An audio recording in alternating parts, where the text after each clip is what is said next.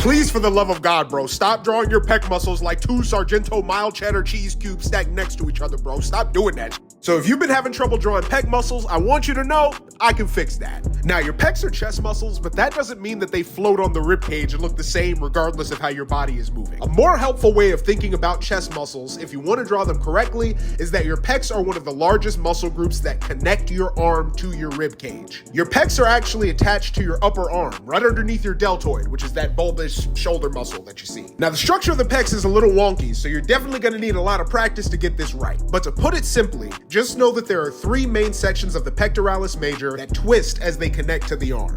The top section, the clavicular section, attaches to the clavicle, as you can tell from the name, and that attaches lowest on the arm. The middle sternocostal section, which attaches to the full length of your sternum, attaches in the middle of your arm, of course. Your bottom or abdominal section, which attaches to your rib cage just above your abs and rounds out the form, is attached highest on the arm. You can think of the overall structure like a folding fan. That's a little metaphor I swiped from Proco. I'm not even gonna cap. Now, I don't draw as well on camera, and I hate drawing on camera, so let me go ahead and turn this off and lock in real quick.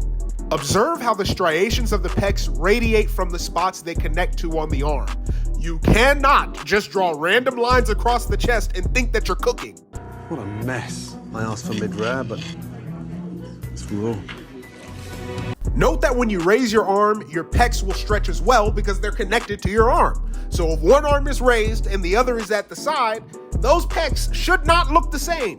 Knowing anatomy isn't just about knowing what muscles and bones go where, it's about knowing how those structures move and change shape as they're put under stress and in motion. Artistic anatomy is just as much about kinesiology as it is about memorization.